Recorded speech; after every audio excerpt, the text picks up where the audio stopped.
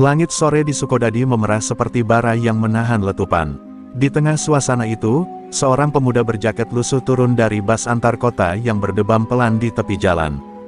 Dialah Rizky, yang kembali ke kampung kelahirannya setelah bertahun-tahun pergi tanpa banyak kabar. Pandangannya menyapu hamparan sawah yang mulai menguning, seolah mencari kenangan yang pernah ia tinggalkan. Angin dari arah utara meniup rambutnya yang sedikit berantakan. Rizky menarik napas panjang, merasakan aroma tanah basah yang dulu selalu menemani masa kecilnya. Ia mencoba tersenyum, namun di balik senyum itu tersembunyi rasa getir, sebuah perasaan bahwa kepulangannya bukanlah perjalanan yang mudah, melainkan panggilan takdir yang menunggunya di tempat ia pernah melarikan diri. Beberapa warga menatapnya dengan bingung, mencoba mengenali wajah pemuda yang kini terlihat lebih dewasa dan penuh beban hidup. Rizky mengangguk sopan kepada mereka, namun hanya satu dua yang membalas sambil berbisik pelan, seakan membicarakan seseorang yang dulu pernah membuat mereka heran dan penasaran. Ia sadar, dirinya pulang bukan sebagai Rizky yang dulu, melainkan seseorang yang menyimpan rahasia besar dalam gerak tubuh dan tatapannya. Saat langkahnya menyusuri jalan tanah menuju rumah keluarga, kenangan masa kecil memukul benaknya seperti gelombang pasang. Ia teringat masa-masa ketika tubuh mungilnya dipaksa menahan dinginnya air sungai setiap subuh, ditempa oleh latihan keras dari sang kakek. Rizky menggeleng perlahan, berusaha menepis memori yang masih meninggalkan nyeri di persendian seakan baru terjadi kemarin.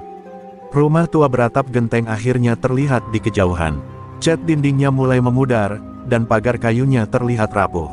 Meski begitu, rumah itu tetap memancarkan kehangatan yang tidak pernah ia temukan dimanapun selama merantau. Di beranda, seorang wanita parubaya berdiri dengan mata berkaca-kaca ibunya. Rizky merasa dadanya sesak melihat wanita yang dulu ia tinggalkan demi mengejar kehidupan yang belum tentu lebih baik.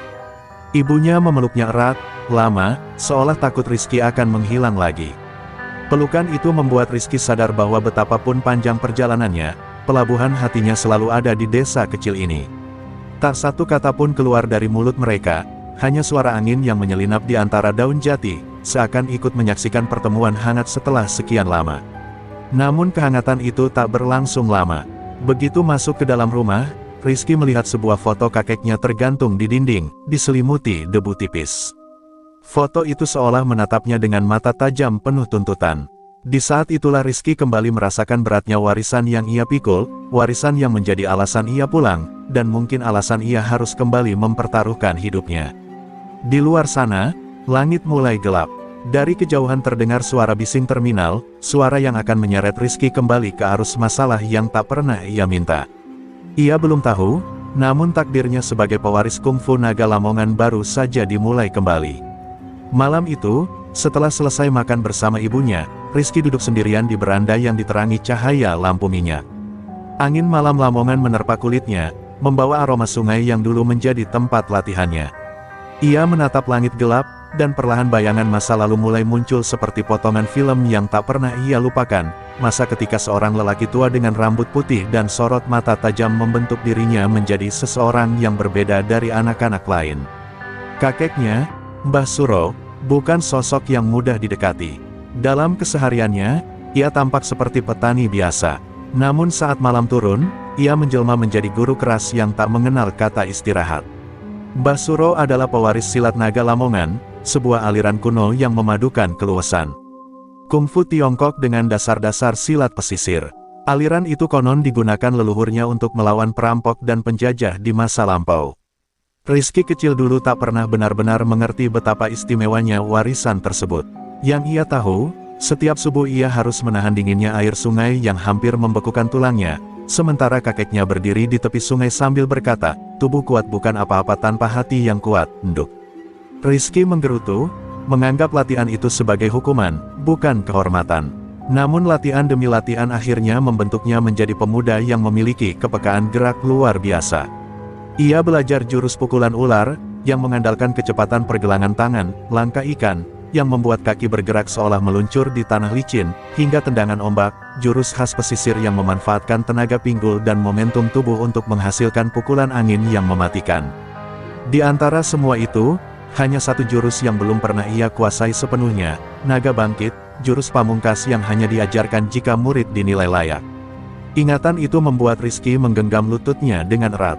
Ia teringat hari terakhir bersama kakeknya, ketika lelaki tua itu sakit keras namun tetap tersenyum. Dalam napas terputus-putus, Mbah Suro berpesan agar Rizky tidak menggunakan ilmu itu untuk kesombongan atau kemarahan. Ilmu ini bukan untuk menaklukkan manusia, tapi untuk menaklukkan kejahatan, begitu kata-kata terakhir yang masih terngiang sampai sekarang. Setelah kakeknya meninggal, Rizky kabur dari desa karena merasa tidak siap menanggung beban warisan itu. Ia takut menggunakan kekuatan yang bisa membahayakan orang, takut mengulangi kesalahan-kesalahan yang dulu pernah dilakukan generasi sebelumnya. Namun dunia luar memberinya pelajaran berbeda, bahwa kejahatan tetap ada, dan kadang hanya bisa dilawan dengan keberanian yang ia jauhi selama ini.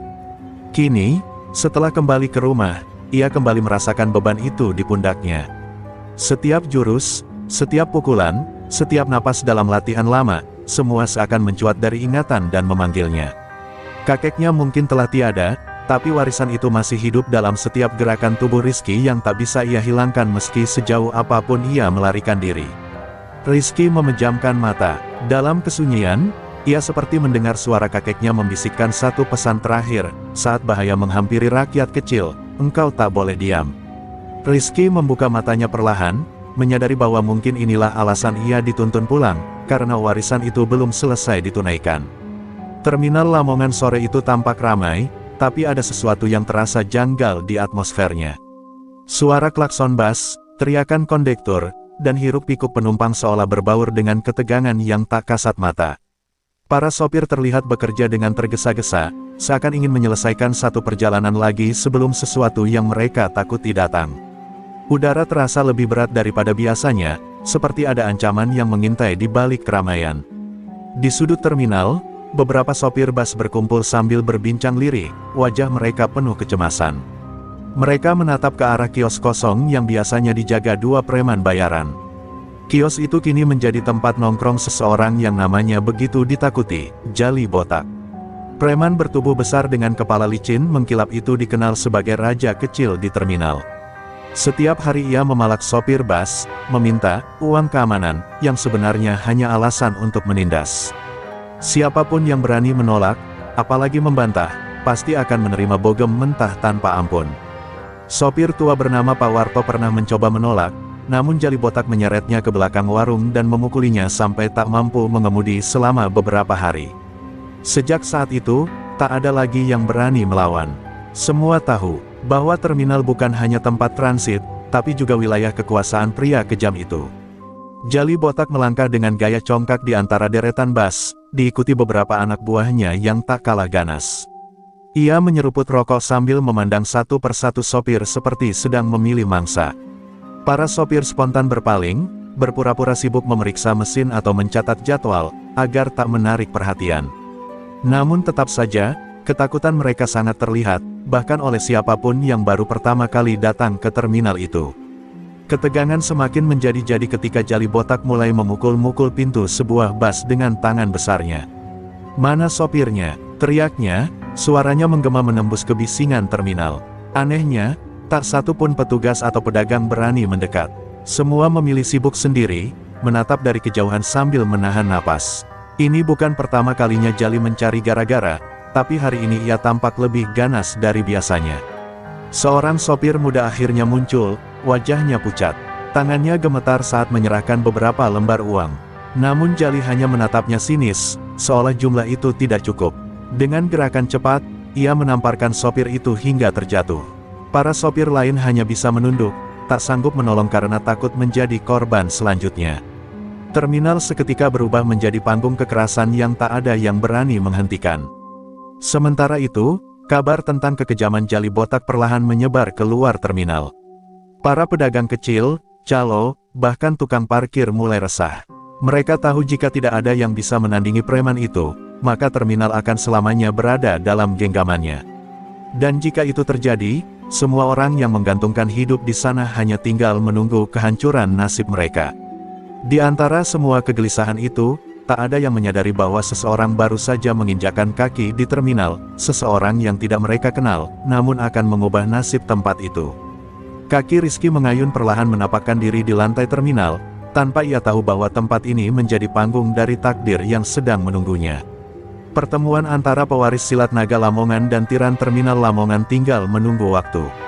Sore itu Rizky melangkah masuk ke terminal Lamongan dengan santai, hanya berniat menjemput seorang teman lama yang katanya baru pulang dari Surabaya. Ia tidak membawa harapan apapun selain pertemuan hangat dan obrolan nostalgia. Namun baru beberapa langkah menapakkan kaki, rasa tak nyaman merayap perlahan di punggungnya.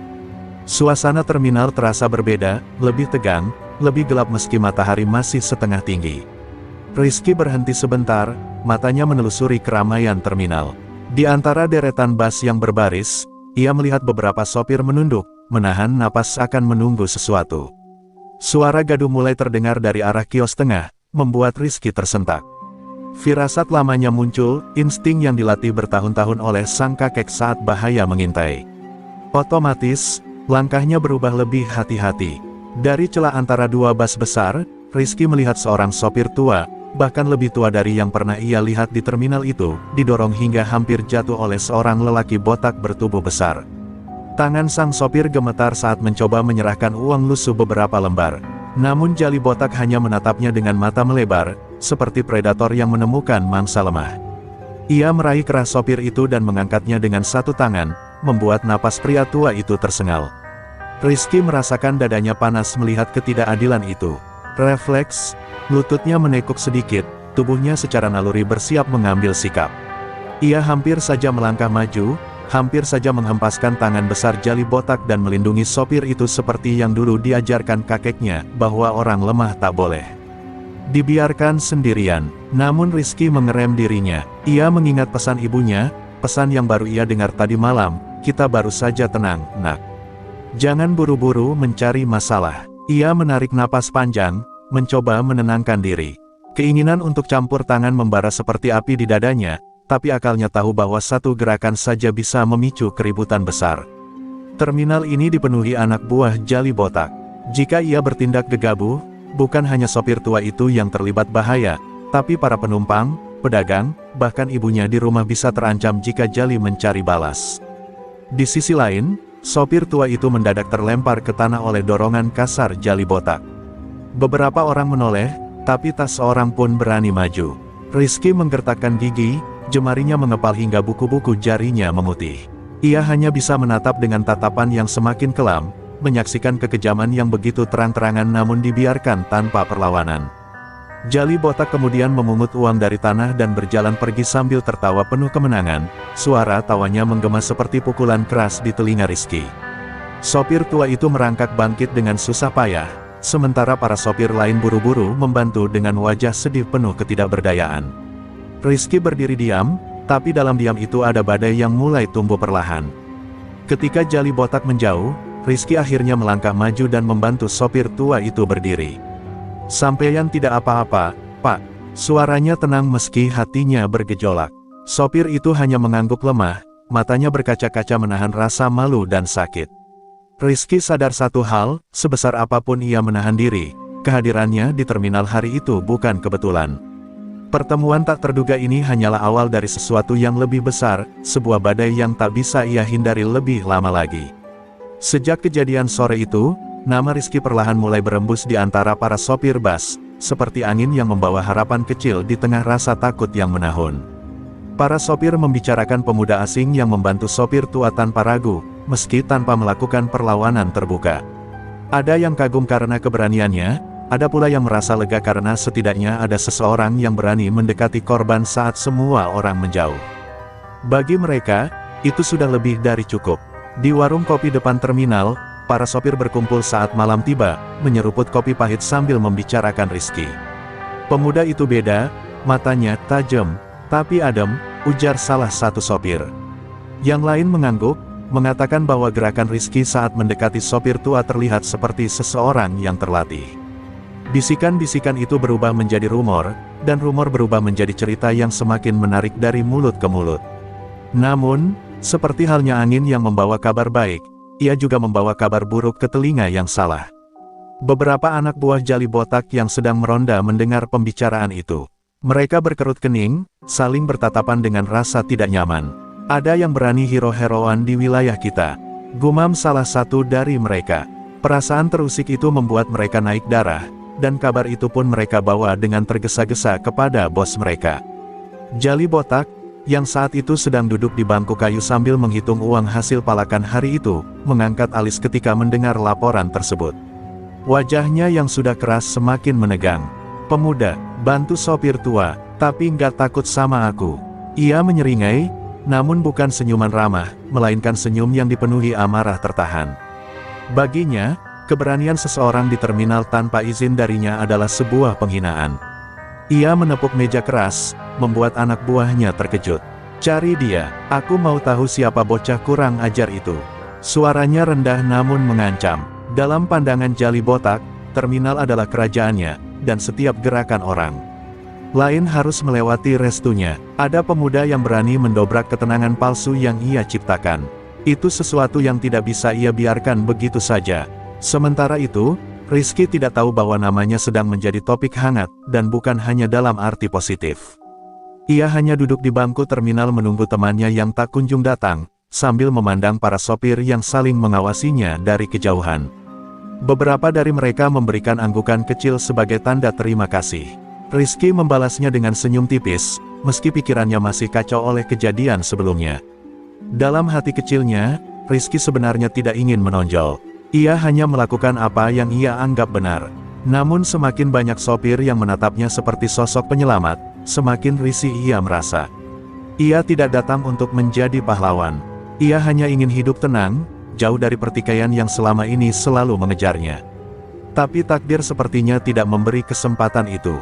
Malam semakin larut, dan Rizky akhirnya bangkit untuk pulang. Tanpa ia sadari, beberapa pasang mata mengawasinya dari kejauhan, mata-mata milik anak buah Jali botak yang kini mengikuti setiap gerakannya. Di balik gelap terminal, bibit konflik mulai tumbuh, dan nama Rizky tak lagi sekadar cerita, melainkan ancaman bagi kekuasaan seorang preman yang tak biasa diganggu. Malam di desa Sukodadi biasanya tenang, ditemani suara jangkrik dan sesekali gonggongan anjing dari kejauhan. Namun malam itu berbeda, udara terasa lebih berat, seolah membawa firasat buruk. Di dalam rumah tua peninggalan keluarganya, Rizky sedang duduk di ruang tamu, menatap lampu gantung yang bergoyang pelan tertiup angin. Meski berusaha tenang, hatinya tahu bahwa langkah kakinya di terminal tadi siang telah mengundang perhatian yang tidak ia inginkan. Tiba-tiba suara deru motor terdengar dari kejauhan, semakin lama semakin keras, hingga lampu sepeda motor menyinari jalanan depan rumah. Tak hanya satu, ada 3 motor berhenti tepat di depan halaman. Rizky langsung berdiri. Detak jantung ibunya terdengar lebih cepat ketika ia mengintip dari balik tirai. "Nak, siapa itu? Kok malam-malam begini?" tanyanya dengan suara bergetar. Rizky tidak menjawab, tapi ia tahu jawabannya. Dari luar, suara tawa kasar pecah di tengah keheningan malam. Pintu pagar ditendang keras hingga terbuka. Seseorang dengan kepala botak berkilau melangkah masuk sambil menyalakan rokok Jali botak. Di belakangnya, 2 anak buah bertubuh besar mengikuti sambil menatap ke arah rumah seperti sedang mencari mangsa. "Jadi ini rumahnya bocah sok pahlawan itu," gumam Jali sambil mengembuskan asap ke udara dengan sombong. Rizky keluar sebelum ibunya sempat melarang. Ia berdiri di serambi rumah dengan tubuh tegap, menatap Jali botak tanpa gentar.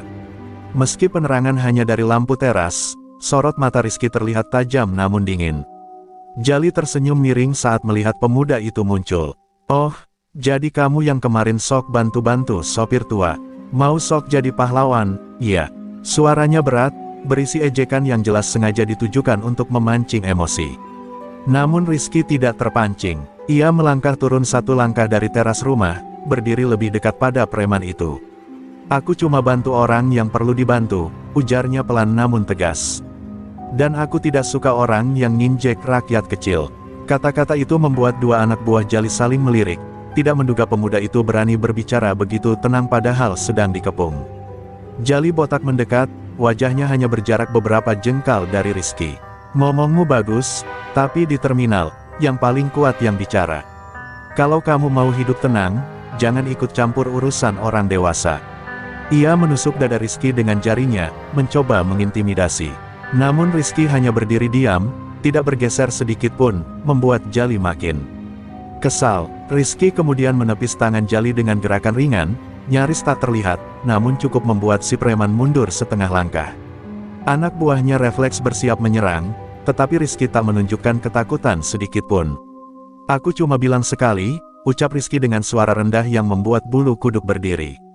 "Kalau kamu atau anak buahmu mengganggu warga sini lagi, jangan salahkan kalau aku turun tangan." Suasana menjadi sangat hening. Hanya terdengar desir angin dan bunyi dedaunan bergesekan. Jali botak menatap Rizky lama, seolah mencoba menakar keberanian pemuda itu. Pada akhirnya, ia mendecak, lalu membalikkan badan dengan marah. "Kita lihat seberapa lama kamu bisa sok berani," ancamnya. Mereka bertiga pergi meninggalkan rumah, namun jelas dari cara mereka menyalakan motor bahwa ini belum selesai. Rizky berdiri tegak menatap punggung mereka menghilang, sadar bahwa malam itu ia baru saja menyalakan api konflik yang akan membesar. Setelah kepergian Jali botak dan anak buahnya, Rizky duduk di tepi ranjang, mencoba menenangkan napasnya. Malam kembali sunyi, namun pikirannya justru bergejolak. Ancaman yang baru saja ia terima mengaduk kembali masa lalu yang lama ia kubur. Ingatan itu menyeruak seperti pintu lama yang dibuka paksa oleh angin keras. Ia memejamkan mata, dan dunia sekelilingnya perlahan memudar, berganti dengan kilasan masa kecil yang kembali hidup dengan tajam. Ia melihat dirinya sebagai bocah kecil yang kurus, berlari tanpa alas kaki di sepanjang bantaran sungai. Air dingin memercik hingga lutut, dan Mbah Suro berdiri di atas batu besar, mengawasinya tanpa belas kasihan. "Keseimbangan itu hidupmu," kata kakeknya sambil memukul permukaan air dengan tongkat bambu, membuat riak makin deras. Rizky kecil harus menahan posisinya di tengah arus, belajar memahami gerakan air sebelum mempelajari gerakan tubuhnya sendiri.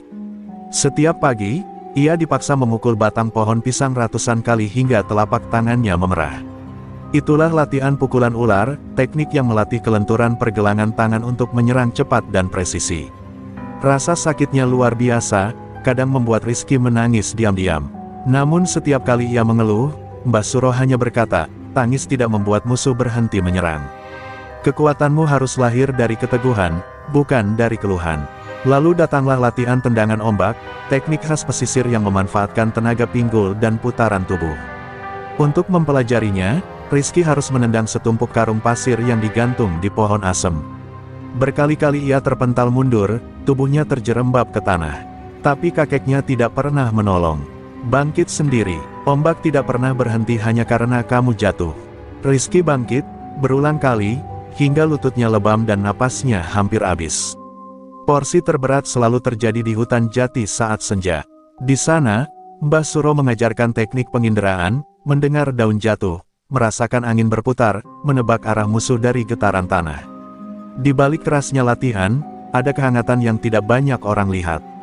Sesekali, kakeknya tersenyum kecil ketika Rizky berhasil melakukan gerakan dengan benar. Senyum yang jarang muncul, namun selalu menjadi penyemangat paling kuat dalam diri Rizky. Namun yang paling menakutkan dan misterius adalah naga bangkit, jurus pamungkas yang konon mampu mengubah alur pertarungan dalam sekejap. Jurus itu bukan hanya soal kekuatan tubuh, tetapi juga ketajaman insting dan ketenangan jiwa. Mbah Suro hanya menunjukkan gerakan dasarnya satu kali, sekilas, cepat, namun sangat anggun. "Ini bukan jurus untuk pamer. Ini jurus untuk menyelamatkan hidupmu atau hidup orang lain," pesannya dengan suara berat. Rizky tidak pernah berhasil menguasai naga bangkit sepenuhnya. Setiap kali mencoba, ia merasa ada bagian dirinya yang belum cukup kuat, belum cukup tenang. Dan sebelum ia sempurna menguasainya, kakeknya meninggal. Sejak itu, Rizky meninggalkan semuanya, meninggalkan desa, meninggalkan jurus-jurus itu, bahkan meninggalkan keyakinan pada dirinya sendiri. Ia merasa belum pantas menyandang warisan tersebut. Kini, di tengah gelapnya malam Sukodadi, Rizky merasakan kembali denyut energi latihan masa kecilnya. Otot-ototnya yang lama beristirahat seolah terbangun. Ia menatap kedua tangannya, merasakan kekuatan yang dulu ia hindari. "Mbah, apa aku sudah siap sekarang?" bisiknya lirih. Di luar sana, bayang-bayang ancaman Jali botak menunggu. Dan Rizky tahu, cepat atau lambat, warisan itu harus ia gunakan, bukan untuk kebanggaan, tapi untuk melindungi mereka yang tak sanggup melindungi diri. Sore itu, Rizky mendapat pesan dari seorang sopir yang ia bantu tempo hari. Katanya ingin mengucapkan terima kasih secara langsung di dekat gudang lama belakang terminal. Awalnya Rizky tidak curiga. Ia berjalan ke lokasi tersebut sambil membawa rasa penasaran. Namun begitu memasuki area itu, hawa aneh langsung menyergapnya. Gudang tua itu sunyi, bahkan suara burung pun tak terdengar. Angin yang bertiup membawa bau karat dan tanah lembab, tanda bahwa tempat itu jarang didatangi orang. Ketika Rizky melangkah lebih jauh ke dalam pelataran gudang, suara pintu besi berderit keras menutup di belakangnya. Seketika puluhan sosok muncul dari balik bayangan, mengenakan pakaian kusam dan membawa balok kayu, rantai, dan besi panjang. Mereka bergerak pelan, tapi tatapan mereka jelas penuh niat jahat. Rizky berhenti di tengah lapangan berpasir, tubuhnya sedikit menurun ke posisi siap bertarung. Di antara kerumunan itu, Jali botak muncul sambil bertepuk tangan pelan. "Bagus, bocah. Kamu datang sendiri," ujar Jali sambil berjalan mendekat. Langkahnya tenang, tetapi sorot matanya penuh dendam. "Kali ini, tidak ada ibu yang bisa nolong kamu. Tidak ada sopir tua yang kamu bela. Di sini, cuma kamu, dan aku." Para anak buahnya tertawa kasar, membuat suasana semakin mencekam. Rizky mengendurkan bahunya, mengatur napas, mencoba tetap tenang meski dikepung dari segala sisi. "Aku datang bukan untuk berkelahi," kata Rizky, suaranya datar. "Tapi kalau kamu mau menyakitiku, aku tidak akan tinggal diam." Ucapannya justru membuat tawa para preman semakin keras. Mereka mulai maju selangkah demi selangkah, seperti serigala yang mengitari mangsa. Rizky mengamati gerakan mereka, melihat cara kaki mereka menapak, bagaimana mereka menggenggam senjata, semua masuk dalam naluri bertarungnya yang telah terlatih sejak kecil. Serangan pertama datang dari kanan, sebuah balok kayu diayunkan ke arah kepalanya. Rizky memutar tubuh dengan gerakan sehalus angin, menghindarinya dengan satu langkah miring yang disebut langkah ikan. Balok itu mengenai udara kosong. Di detik berikutnya, Rizky menangkis serangan dari kiri dengan pukulan ular, cepat dan presisi. Tangannya menamparkan urat lengan lawan, membuat balok terlepas tanpa mematahkan tulang sedikit pun. Lawannya tumbang sambil memegangi lengan yang mati rasa. 3 orang menyerbu bersamaan. Rizky melompat ke belakang, memutar pinggul dan melayangkan tendangan ombak ke tanah. Pasir berhamburan deras, menutupi pandangan para preman. Dengan tubuh ringan, Rizky bergerak di antara kepanikan mereka, menepis, menahan, dan melumpuhkan satu persatu dengan gerakan cepat namun tidak mematikan. Ia sengaja menahan kekuatannya, memastikan tidak ada yang patah, tidak ada yang terluka parah, hanya dibuat tak berdaya. Dalam beberapa menit, puluhan preman terkapar. Ada yang mengerang, ada yang masih mencoba bangun, tetapi semuanya tidak mampu menyerang lagi. Yang tersisa hanya Jali botak yang berdiri terpaku, matanya membelalak melihat kejadian tak masuk akal itu. "Sialan, kamu siapa, sebenarnya?" gumamnya dengan suara yang mulai bergetar. Untuk pertama kalinya, preman itu merasakan rasa takut dari seseorang yang tidak membawa senjata apapun. Rizky menatap Jali tanpa marah, hanya tatapan tegas yang membuat nyali lawannya runtuh. "Aku nggak akan sakiti kamu," katanya pelan, "asal kamu berhenti ganggu orang kecil di terminal. Kalau tidak, kau tahu apa yang bisa terjadi." Jali botak menggertakkan gigi, tetapi suaranya hilang saat ia menatap puluhan anak buahnya yang terkapar. Di mata Rizky, tidak ada kebanggaan, tidak ada kesombongan, hanya seorang pemuda yang lelah harus kembali memakai warisan yang selama ini ia hindari. Di tengah gudang kosong itu, Rizky berdiri tegap. Ia tidak merasa menang, karena ini bukan pertarungan untuk kejayaan. Ini adalah peringatan. Dan malam itu, angin yang bertiup membawa satu pesan jelas, perang antara Rizky dan Jali botak belum berakhir, namun keseimbangan kekuatan telah berubah selamanya. Keesokan paginya, terminal Lamongan terasa berbeda.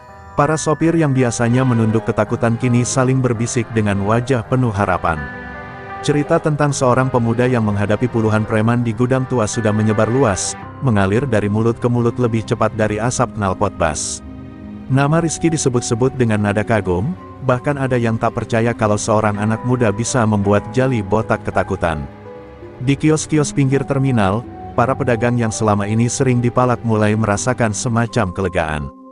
Mereka tak tahu apa yang sebenarnya terjadi pada malam sebelumnya, tapi rumor yang beredar bahwa Rizky menghajar anak buah Jali sendirian membuat hati mereka menghangat. Bagi mereka, Rizky bukan sekadar pemuda asing, ia seperti cahaya kecil yang muncul di tengah gelapnya kekuasaan preman. Seorang ibu penjual nasi pecel bahkan menyiapkan sepiring makanan untuk Rizky, meski ia belum tahu kapan pemuda itu akan muncul. Ia tersenyum sendiri sambil berkata kepada pelanggan, Kalau bukan gara-gara anak itu, entah sampai kapan kami harus bayar ke preman-preman itu. Kata-katanya membuat beberapa sopir mengangguk setuju, seakan untuk pertama kalinya ada harapan nyata. Di sisi lain, para sopir bus yang selama ini diam karena takut mulai berani berdiri lebih tegak. Mereka saling menguatkan bahwa tidak selamanya terminal ini harus tunduk pada kekuasaan Jali Botak.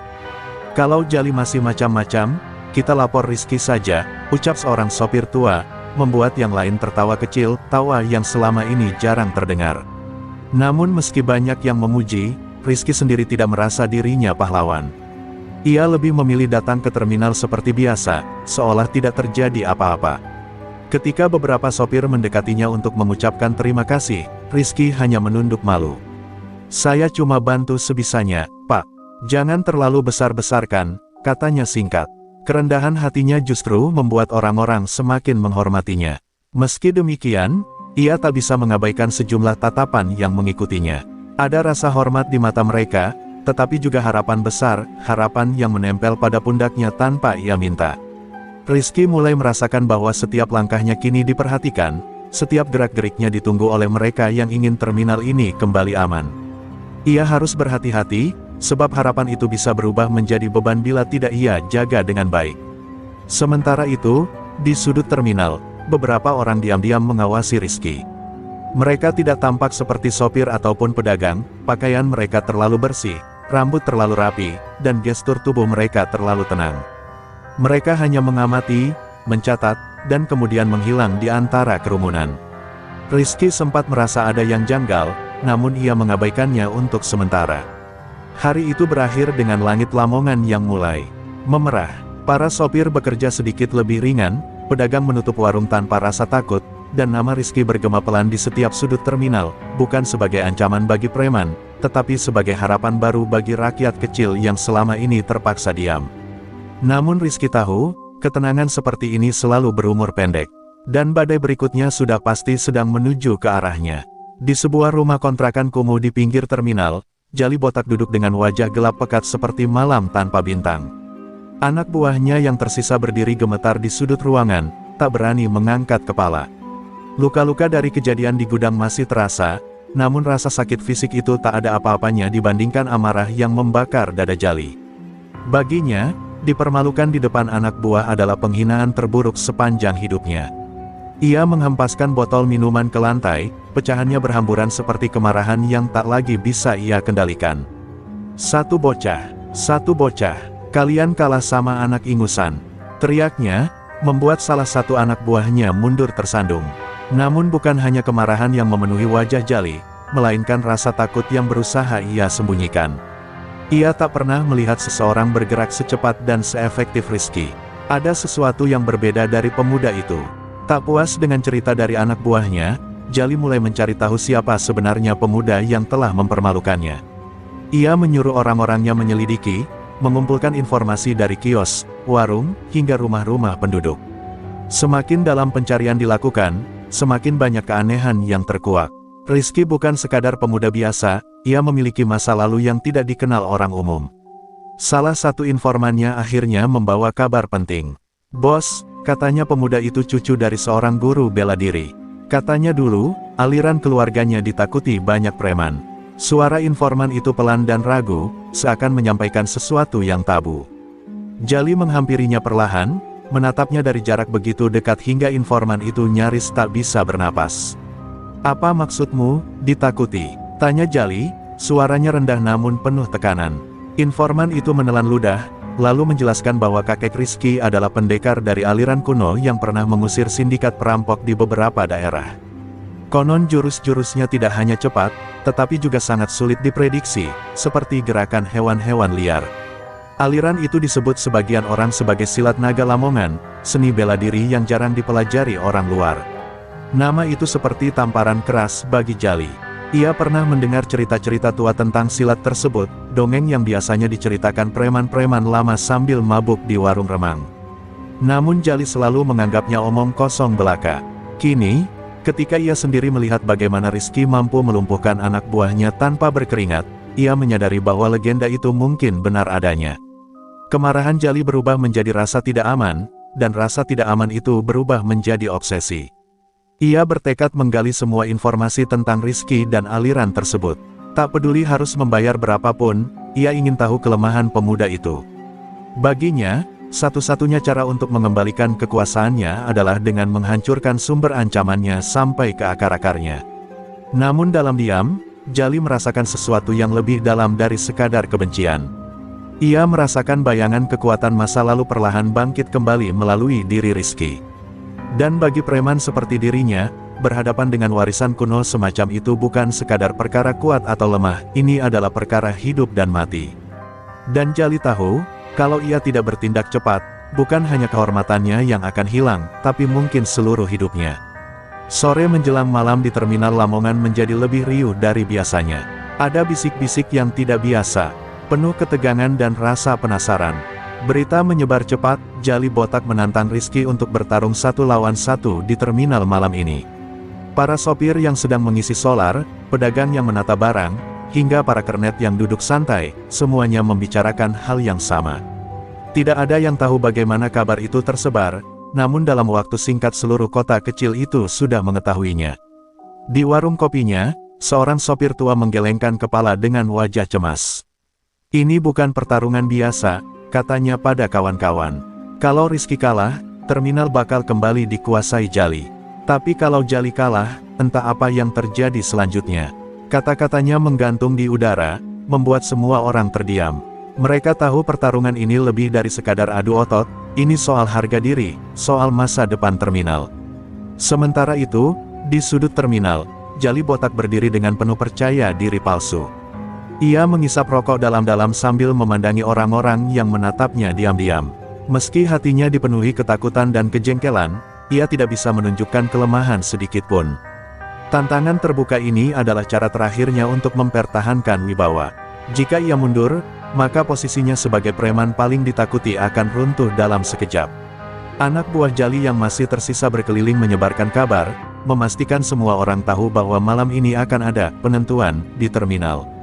Mereka menyebut Rizky sebagai pengecut jika tidak datang, berusaha mendorong suasana semakin panas. Dalam hati mereka sendiri sebenarnya gentar, namun mereka tidak punya pilihan selain mengikuti permainan Jali yang semakin berbahaya ini. Di rumahnya, Rizky duduk tenang di teras sambil memandangi langit yang mulai gelap. Tantangan itu sudah sampai di telinganya sejak siang, tapi ia belum memberikan jawaban apapun. Ia tahu bahwa jika ia menerima, itu berarti ia menyetujui pertarungan yang mungkin harus melibatkan kekuatan yang selama ini ia sembunyikan. Ia tidak ingin melukai siapapun, tapi mengabaikan tantangan itu bisa membuat rakyat kecil kembali ditekan oleh Jali dan para preman. Rizky mengingat pesan kakeknya, kekuatan bukan untuk menindas, tapi untuk melindungi. Namun melindungi kadang berarti berdiri di garis depan. Kata-kata itu memantul kembali di dalam pikirannya. Ia menarik napas panjang, mencoba meredakan kegelisahan yang mulai tumbuh.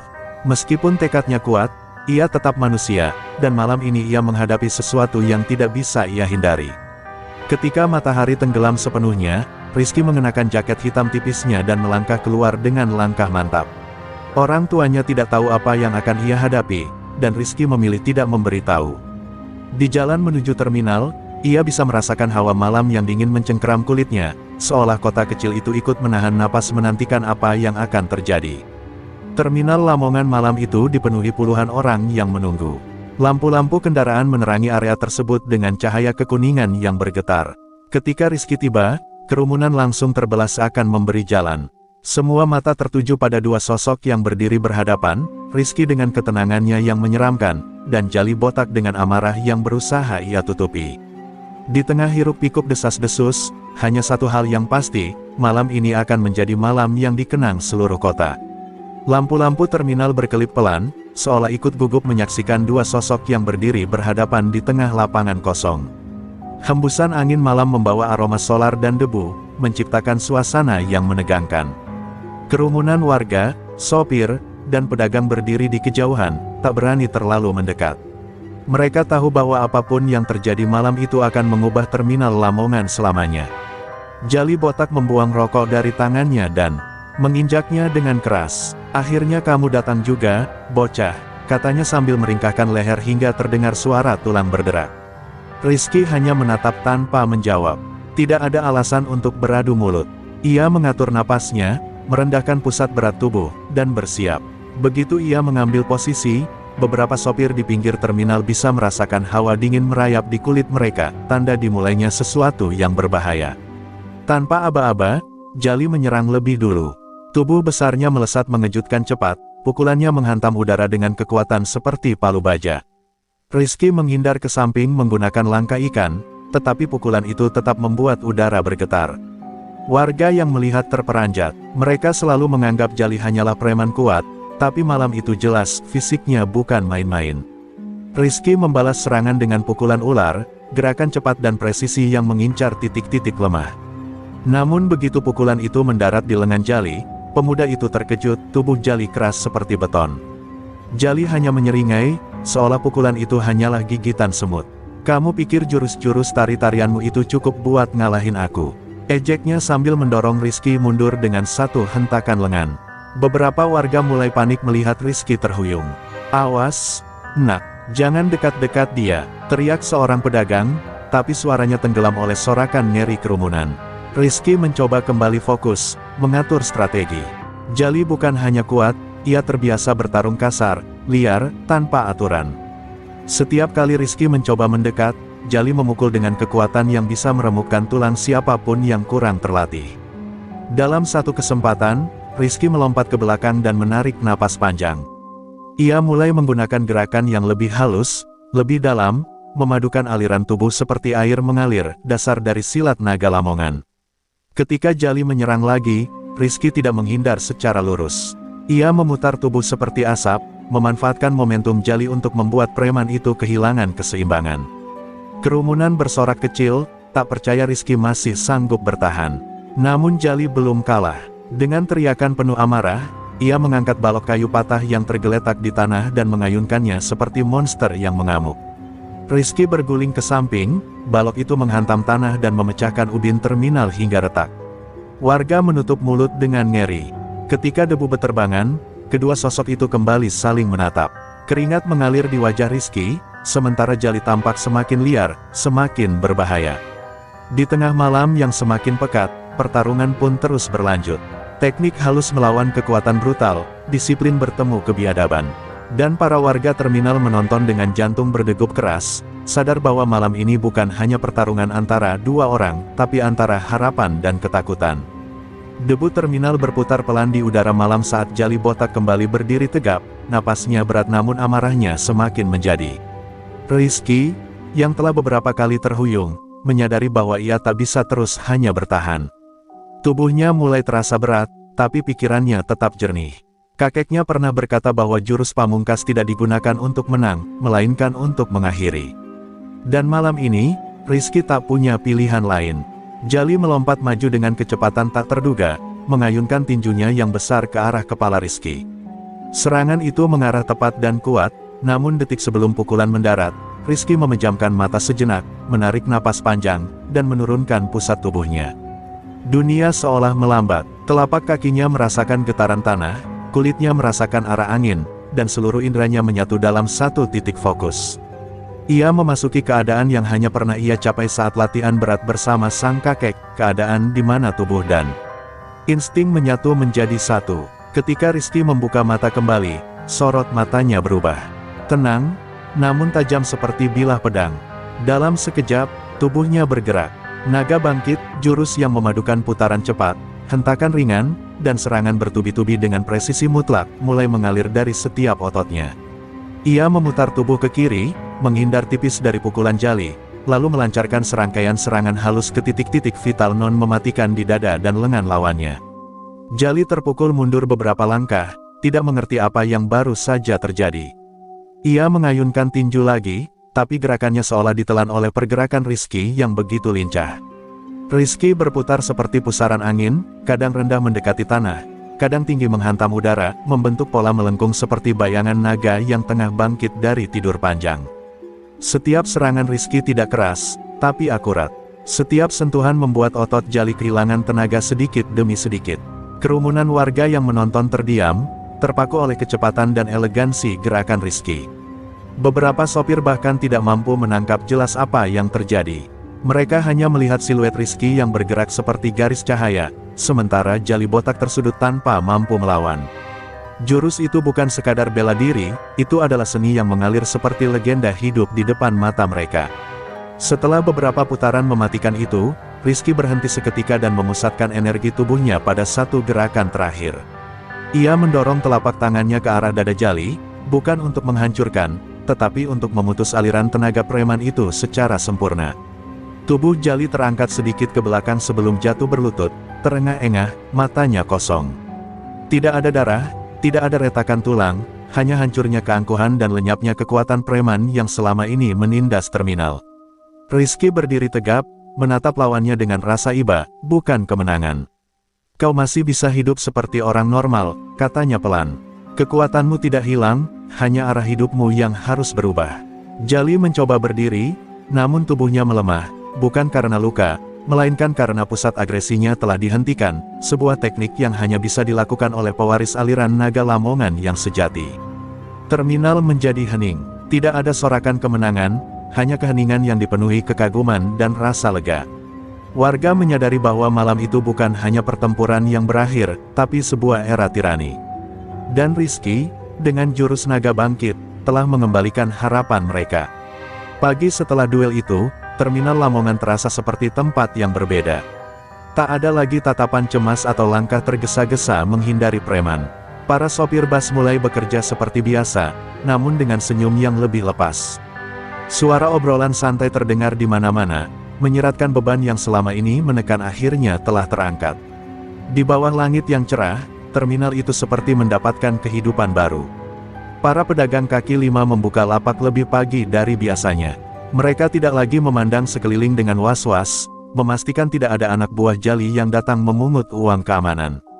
Bahkan beberapa di antara mereka secara spontan mendekorasi kembali kiosnya, seakan kedamaian yang datang membuat mereka ingin memulai segalanya dari awal. Suasana yang dulu penuh ketakutan kini berubah menjadi semangat yang hangat. Di tengah keramaian itu, nama Rizky disebut-sebut dengan nada hormat. Orang-orang menceritakan pertarungannya melawan Jali dengan versi masing-masing, ada yang mendramatisir, ada yang melebih-lebihkan, tapi inti ceritanya sama, Rizky telah menyelamatkan terminal dari tirani. Namun Rizky sendiri tidak pernah menunjukkan wajah bangga.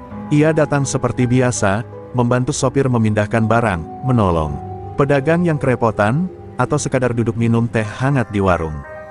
Beberapa sopir mendekatinya sambil menepuk bahu pemuda itu. "Terima kasih ya, Nak Rizky. Tanpa kamu, entah apa jadinya kami."